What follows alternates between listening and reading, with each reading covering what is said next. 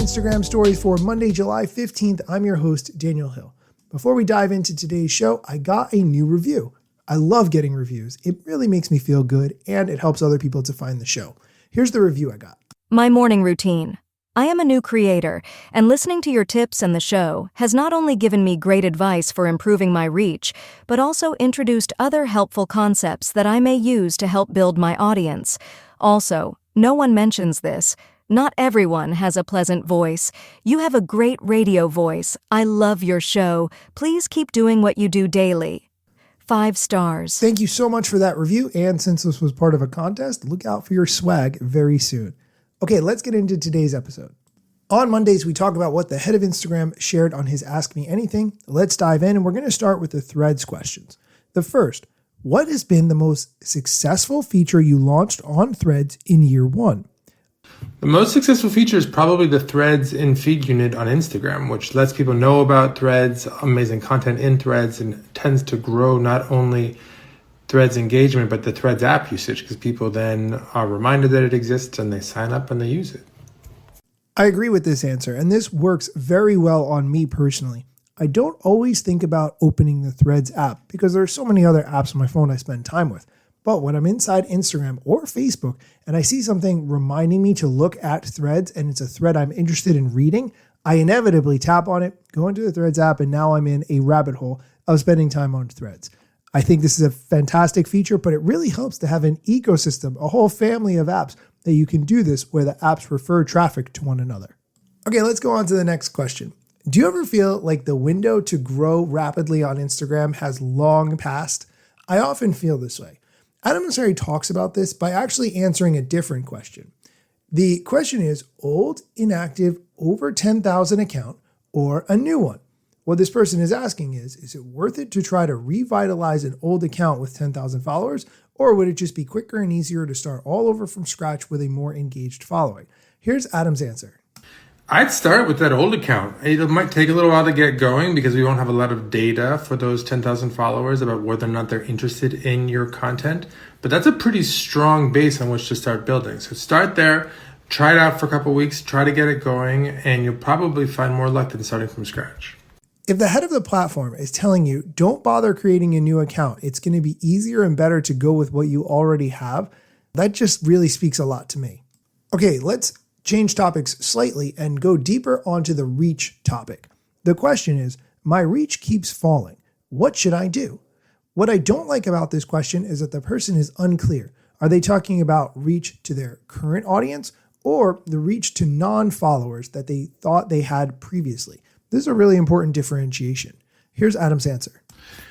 This I know is really frustrating. It's happened to me as well. I think you need to figure out how to evolve your Instagram strategy forward. So take a look at what you've posted over the last couple months and look for patterns. What types of things have worked? What types of things haven't worked?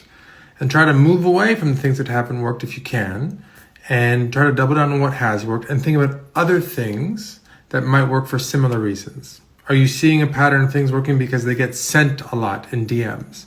Are you seeing things tend to work because they get extra likes per reach than compared to your other posts?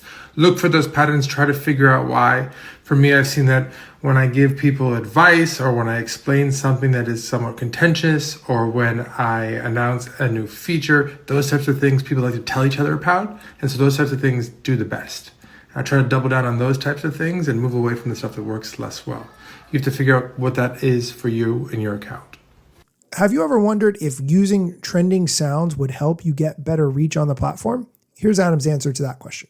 Sounds do affect reach, but indirectly. We don't boost things just because they have sound, but content that has sound tends to be, on average, more engaging, particularly trending sounds. That's because it is a more fun, exciting experience. So it's going to get more sends, more likes, more other forms of engagement, which will help reach indirectly. So I encourage using sound if it's aligned with your creative storytelling approach. Okay, we are going to take a quick break. We come back, we're going to talk about what's better for growing your account, reels or carousels, and if scheduling a reel impacts your reach. So stick around. Oh, hey, you decided to stick around. Thank you so much. Welcome back. Let's get into the next question. What's better to focus on for account growth? Reels or carousels? I would say, honestly, a combination of these two things would be the move, but here's Adam's answer. On average, probably Reels do better, but that's not true for all accounts. I've met people who find that carousels do better for them than short form video does. Again, you have to figure out what it is that you're trying to accomplish from Instagram, what it is that you want to say, and then what also you can say that resonates, that overlap. And for you, that might be a carousel is a storytelling format, or that might be a short form video, or that might even be photos. For each person, the answer to that might be different. Not a definitive answer, but that's a really good chance to look at your own analytics and see what's working for you. The next question, does scheduling a reel hurt your reach at all? I would say no, it will not hurt your reach unless you schedule it outside of the time that your audience is online. And again, looking at your audience insights, you can see when your audience is online. I would recommend scheduling the reel at the beginning of the time that your audience is online so they have the maximum opportunity to see it during those times when they are on Instagram. Here's Adam's answer. No, it doesn't. There was a bug where it did affect unconnected reach, but that was many, many months ago, and it has since been fixed. I use scheduled posts all the time for my own videos. It does not affect your reach. So if it's helpful for you, great, use it. The next question, is it bad if I use third-party editing apps for my Instagram content? Obviously, the answer would be no, but it's key not to have a watermark anywhere on it. So for instance, if you make the video in TikTok, you download it with the TikTok watermark, then you upload it to Instagram, that would not be good. Here's Adam's answer. No, it's not bad. We're working on making our editing tools better, so you don't need to, but you're more than welcome to use other third-party editing tools. Just make sure they don't have logos on them, because that will affect your reach. But as long as they don't have a logo marked just over the thing, then you're good to go. Okay, let's go on to the next question. What do you think Instagram can be doing better? I think there has to be a reallocation of funds. There are way too many ads on this app and not enough money entering the pockets of creators. This is a big problem as far as I'm concerned.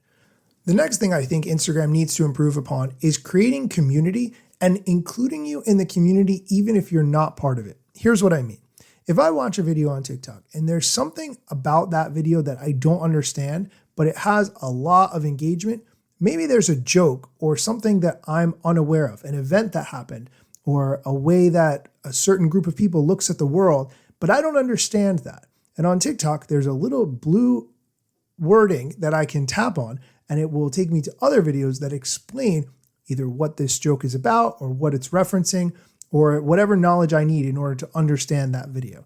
And it makes me feel like part of the community.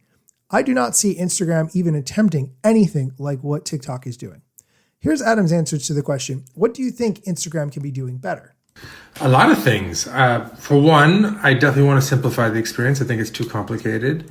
Two, I want to figure out how to help stabilize reach. I know that people want more reach, but I think that also matters is how stable it is. If it's volatile, that just jerks people around. People get indexed on the high number and they get upset about the low number. I want to make sure that we shift more value from aggregators to creators. We've already started to do so, but there's more to do around original content and original creator support and ranking as well. So lots more to do. Just getting people content that they're more interested in. And when we show you something that you're not interested in, that's a mistake. We should try to avoid that. The work never ends. And the last question we're going to talk about, what are you focused on helping creators with? Here's Adam's answer. At a high level, there's a number of things we're working on. We're working on helping creators keep themselves safe. We're working on monetization features. We're working on helping creators connect with other creators and fans. But the thing that matters most is trying to help connect creators grow their reach.